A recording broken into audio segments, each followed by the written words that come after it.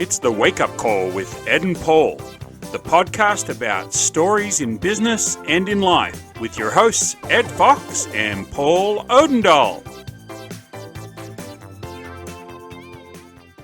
Have a show, and you want more than 3 people attending the show, you might want to record it. Yeah, just a little minor. Okay, well, Lord, okay. What did I get myself into?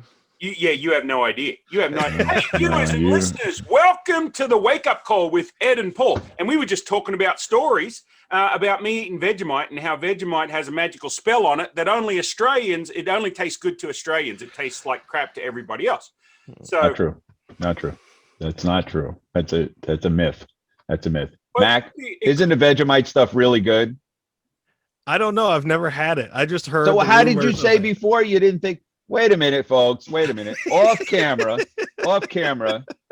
This guest today is telling me how terrible Vegemite is. On camera, he's telling me, I don't know. I never had it. Where do I get this Vegemite stuff? Do I have to go to Australia to get it? Do I have to become an Australian citizen to get it? Well, it helps. It helps. I never heard that chain store. Where's It Helps? We got ShopRite, Price Chopper, Hannaford. We don't have any. It helps. Okay, so free plus. It's the Australian version of the dollar store. Oh, he asked me the other day about Dollar General. So it's like a Dollar General. It's like Dollar General. No wonder this stuff doesn't taste good. All right. So sorry if we're ever looking for a sponsor from Dollar General. That is not quality food at Dollar General. Though I hear they have some amazing coconut cookies. They have these amazing little coconut cookies at Dollar General. Dollar Tree. Oh, wait a minute. I forget about it. We have so many dollars in America. Dollar Tree, Dollar General, Dollar. Thanks for the dollar. Thank God for the dollar. One's more plant-based than the other. Wait a minute. My co-host is drinking tea from some foreign cup. Wait a minute. Slurp. No slurping. This is legitimate here. So what you can't see if you listen to the podcast is Paul's drinking out of his wake-up call with Ed and Paul. I've kept both of mine pristine because in their original condition, one day these will be worth a lot of money because they'll be the original cups that have never been. By the way. Mint condition. Yeah, by the way, I have a mint condition one here. I'll save for you over here. Okay. Each guest gets one of these mint condition cups. So that's going to cost us That's going to cost us a fortune. Don't worry about it. I got it. Man. So each guest gets a cup, which will be a great thing. And then I'll be able to see Mac on other shows drinking from his wake-up call with Ed and Paul cup. Of course. Hey, so, well, you know what? Hey, we suck at this hosting video and podcasting. Clearly, we forget to record. No, I did eventually remember to hit the record button. But hey, let's welcome our guest. Oh my gosh. Hey, what? Nothing. I love this. This is great. I have no clue what I got into, but I'm happy. Look, I don't know. Is that his real voice? Is that another voice? I know he has many voices. Which voice are we going to get today on the show? I don't know which one you're wanting. Are we going to? I got it. Oh, I have a request. I want to hear you speak Australian. Oh, wow. But first, there's 2 things we've got to talk about. The elephant in the room, in that Maccabee's hidden in a closet. I got to talk to his wife because his wife's the smart one. Like, he's got a nice mic set up. The light needs some help. But on a podcast, that doesn't matter. But on the video cast, on the YouTube, that might. But so that's the one elephant in the room. And the other elephant in the room, and that's not a fat joke about me or Paul or Maccabee, but Maccabee, we've got to introduce you. So how do we refer to you as? What's your nomenclature of choice? My nomenclature of choice. Oh, hold on. I got to get my dictionary machine out. I don't know what that nomenclature. Oh, my Lord. This show is already too educated for me. Go ahead. By what name would you prefer to be called? I call you Maccabee. I call you Mac. I call you Hey You. What? Mac Man. That guy. That pretty much hits every one of them. Okay. Yeah. So, hey, Welcome, viewers and listeners. We're here with Mack Griffin, and he's a voiceover artist in. Are you in Indianapolis or close by? I am in the Indianapolis area. Yes. Okay, there you go. Look at that. I remembered something from our last conversation. Well, which was like 2 months ago. But clearly, you forgot the cup. I didn't receive my cup yet, but he did. I'm talking about the co-host. I'm talking about the co-host. We've got to see. We got to see whether you qualify right now. Paul says you just got to be on the call to qualify, but I think you got to make us at least laugh once. Okay. Got to make us laugh once, right? Let me put on my stern face. Oh please! Oh, you don't have a stern face. That's it. I laughed already. I made him laugh. He's got a cup. He's got a cup. All right, go ahead. Okay, so Maccabee, tell us a little bit about how you got started in the game that you're in the voiceover talent game, and let's start with that. Well, I grew up in the theater, and I always wanted to act, but things and fear and other things just got in the way. And even though I went to school, fear being the major one, of not succeeding, and I went to school for it. I went to Vincennes University, which is in Southern Indiana, and then 9/11 happened, and ideas changed. Served my country for almost 10 years, went to school again, and was going in for logistics, and then all of a sudden D&D came into my life. For people who don't know what D&D is Dungeons and Dragons. I am a huge geek when it comes to that. I love creating stories for people, and it's fun. And so it gave me new life in wanting to be in acting again. And I was watching a show called Critical Role, which is where a bunch of nerdy voice actors sit around, roll dice, and play Dungeons and Dragons. And I just saw what they were doing and just saw what their background was, what things they had been involved in, and it just sparked it, and I just got into it. Did my research on places to actually talk to, and been doing it for almost 2 years now. Awesome. So how did you meet up with my esteemed co-host, Mr. Paul Odendahl? By sheer God's mishap. Mishap. Well, it depends on who you're talking to. We actually love you, Grandpa.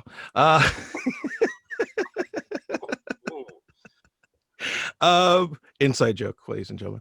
Okay. We actually met on Alignable, actually. Free plug for Alignable. Alignable. If you're not using Alignable and you're a local small business person, or you rep for one, you need to be on Alignable. And if you don't know what that is, you need to reach out to one of the three of us, and that'll all be in the show notes and stuff like that. So, Mac, man, you're going to appreciate this. Every time somebody mentions Alignable, that's going to be a big plus to the show. Sort of like a big plus to the show. You mean Alignable? Wait a minute, that's a cue card. A big plus to the show. Yeah, that sort of reminds me about Switzerland. You know, I don't know much about Switzerland, but I do know this: their flag is a big plus. Wah, wah, wah, wah. Ladies and gentlemen, if you haven't noticed, if you can't tell, I have put my head in shame because of that. Well, they can't tell that on the podcast. They can tell that on the YouTube channel. Like my camera. That's the reason why. I'd be a little more ashamed that you're in the closet doing your production, but that's okay. Hey, let's move along. You know what? The greatest thing about a walk-in closet is it's already treated for voiceover. Because when you talk, all you have is you don't have anything flat against for the waves to bounce off of, so there's not a lot of echo. So when you have clothes in there and everything else, that's what happens. Plus, you know, I have a 5-year-old and a 14-year-old and a wife, and when I try to roll in the closet with him. Yeah. Well, so clearly there's a lock on the door. You're locked in there. Okay. The lock is on the outside of the door. The lock's on the outside. Yeah. No, but what I actually use is what's called an isolation chamber. So I saw Ed in one of those once. Yeah. It wasn't Superman put in one of those, wasn't he? Put in? Oh no, that's his Fortress of Solitude. That's it. Yeah. Well, it helps to keep background noises too. But anyways, Hold on, guys. I got a couple of questions. Why does our guest? This is a good point. Why does our guest not have a wake up call with Ed and Paul backdrop? Every guest should have a backdrop and a coffee cup. No, they shouldn't. Well, okay. And Dungeons and Dragon. I don't know anything about games. Is there a possibility that we can start another business? Because Ed and I only have a few hundred businesses. Maybe we can develop a game. Wake up call with Ed and Paul. The game. Yeah, it'll end up in the Dollar Tree. Well, here's the thing. There's a game already out there like this. It's called Candyland.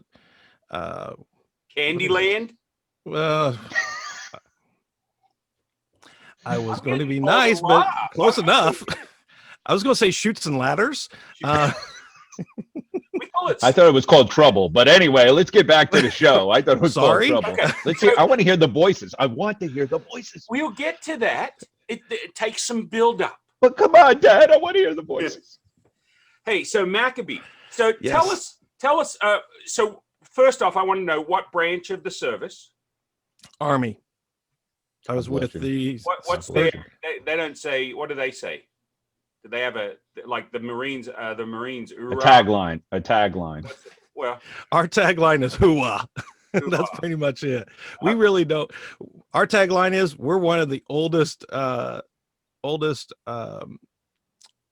organizations in the U.S. history. Let's put it that way. Got to build an army first. Yeah, Army Strong is our current logo. Our motto. You know what armies are for? What? To hang your handies on. Oh God. That was one from back in the day. I just pulled that out of this little brain up here, little being the operative word. So, okay. So you were in the Army for how long? I was in that Army for 9.5 years. 9.5 years. And they kicked you out or you left of your own volition? I was medically retired. Oh, okay. I was insane? Yeah. What's that? That'd be what happened to me, like kicked out because you're insane. Well, it depends on the branch. There's so many things. Let's move on. Yeah, let's move on. The most important thing is we're really blessed and thankful for your service. I mean, we wouldn't be able to have this show if it wasn't for gentlemen like you. So it's a blessing, and we're thankful. I appreciate it. Thank you. But I think you got kicked out because of the voices in your head, and that's what I'm waiting to find out about. No. Okay, can we give him a voice? Can we give him a voice? Give me a voice. Australian. That's putting him on. I can't do an Australian accent. That's one that I thought you had to talk to your teeth or something. I will teach you how to say how to speak Australian in 3 easy words. You ready? Okay. Ready. The first word is good, right? We can do good. And the second word is I. Good. Right? I. And then might, like full of strength. Might. Like so you put them all together. Good eye, might. Uh-oh. Paul's got your job. Try it again, Maccabee. Good eye, mate. There you go. That's it. So you can go to the Outback Steakhouse, another free plug. I'm looking for all these sponsors. You can go to the Outback Steakhouse and you can sit down at the bar and you can say, "G'day, mate. Foster's, please." And then not. And then they'll go, "Well, we know you're not really Australian because you're ordering a bloody Foster's." Like they say, it's Australian for beer. Now, what you guys don't know is I got deported as a 2-year-old. You know, at 2 years old, they give you a can of Foster's and they put a nipple on it and they say, if you can't drink that in 30 seconds, we're going to ship you off to the Bible Belt. And so it took them 30 years to get rid of me, or 20 years to get rid of me. But I was deported because I don't drink. I'm one of them rare Aussies. I'm like an Aussie unicorn. Nothing. And then there was silence. We can't even follow that up. Nothing. Okay, give us a voice. Any voice. How about a Russian, like, mafia boss? The accents part is a different type of character voice. What I do is more of I help small businesses with getting their message out. I help with business narrations. Accents, I'm still working on because for me, I can do certain accents. I just refuse to do them because I know if I actually talked to somebody that was originally from there, I would insult them. Right. So I choose not to do that for certain things. So okay, so we're going to give you a but business. I do certain styles of reading. So what would be a business narration? What would be an example of a business narration? Like, do we have one for Wake Up Call and Ed and Paul? No, you guys haven't sent me one yet. We got to get on that. Yeah, it's true. Business narration is something that allows people to know who you are, what your core values are, what you represent. That may be for a new client, or it may be for new staff members. So every business should always have their mission statement. And that is what a business narration basically comes down to. So there's a lot of value for what you do for small businesses. Go ahead, Ed. Exactly. I don't know what I was doing. For those of you on the listening on the podcast, I raised my hand. Like, I'm one of the hosts and I raised my hand to talk. Like, that's ridiculous. Anyway, so I've got one for you. So say this in your most serious voice. Spam. It's the meaty treat that's good to eat, but smells like feet. Spam. The meaty treat that's good to eat, but by the end of this podcast, we're going to have no sponsors, folks. I'm sorry. We're offending every sponsor possibility out there. We love spam. Yeah, we love feet too, but that's beside the point. Oh, you're a foot guy, huh? I didn't know that. A little bit. Yeah, a little bit. Wow. Spam. Yeah. Spam. The what? It's the meaty treat. It's the meaty treat that we love. Smells like feet. And smells like feet. There you go. The meaty treat that smells like feet. Spam. It's the meaty treat that smells like feet. Part of our Vegemite sandwich. Ooh, brought to you by Vegemite Sandwich. There you go. And a little bit of Aussie accent there. See, I think putting a voiceover actor on the spot is sort of like when you try and record your voicemail message and you have to do it 57 friggin' times. Like, I think you have to be in the right headspace. You read through the content. So normally what happens, right, is a client engages you, they'll send you a script and they'll have you read it off and record it and send it back to them, right? It can work that way. Yeah. Majority of the time, I always ask them if they have someone who actually writes for them, who can write what's called a copy or a script for me. Yep. If not, I know people like a wonderful lady down in Florida. Her name is Lori Ann Jerome. Jermone. Jermoune. I can never pronounce her last name. Sorry, Lori. But she is a freelance writer, and she recently wrote for one of our friends, Mr. Kevin Jones of Faith and Hope Cleaning Services in Tacoma, Washington. Kevin's going to be on the show in a couple of weeks. Yeah, and we helped him out for his business, and they loved it. I did a posh style reading, which is more like this. It's more a little bit of mid-Atlantic with a little bit of a British accent. So it just depends on what type of reading you want. And then, of course, there's the various styles of other things that I do for my kids, especially the 5-year-old. He likes this kind of character who is more of a little gremlin little kid. And he acts just like he does. So I like to help people out in any ways I can. If it means just reading a narration for their book, or if it's just a narration for their business or commercial or whatever the case may be. I've even been told that someone wants me to do, actually 2 different businesses want me to do on hold messages for them. Mm-hmm. That's great. So there's a variety of things that voice actors do that not a lot of people think. So Maccabee, tell me what is one of the ones that you've had the most fun doing? Oh Lord. I think the most fun I would say I have is doing the little kid characters for my son. Just because I know it gives him a smile every time I do it. But I know, for instance, one of the things I'm really proud of is I did a couple of voices for a animated short film in Amsterdam that's actually going to the Image Film Festival in Norway tomorrow. Actually, it'll premiere tomorrow at 5 p.m. UTC +1, which is their, I think it's like 8 hours ahead of us. Right. So I got a good friend from Norway. He was a professional basketball player. You know, the interesting thing about Norway, did you know that they paint barcodes on the sides of their Navy warships? Do you know why? Because every time they come back to port, it's so they can Scandinavian. I knew that was coming. I that voice from him. I think we better stick to the pluses of the show. And that was another plus. That was another plus, Maccabee, that you brought up about the smile on your son's face. It kind of reminds me about Switzerland. You know, I don't really know anything about voiceovers, but, you know, just like Switzerland, I don't know anything about Switzerland. But I do know that their flag is a big plus. True. Very true. Waka waka. Hey, yeah, you already said that. Maccabee, where can our listeners, this premieres tomorrow. Yes. Is there a place where our listeners will be able to listen to your voice, this animated voice that you did that premieres tomorrow?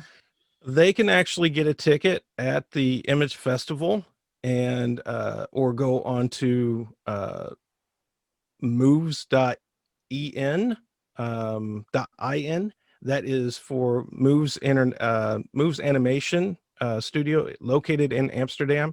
I believe they have the link already on there that you guys can go to click on, and you should be able to see it. Yeah.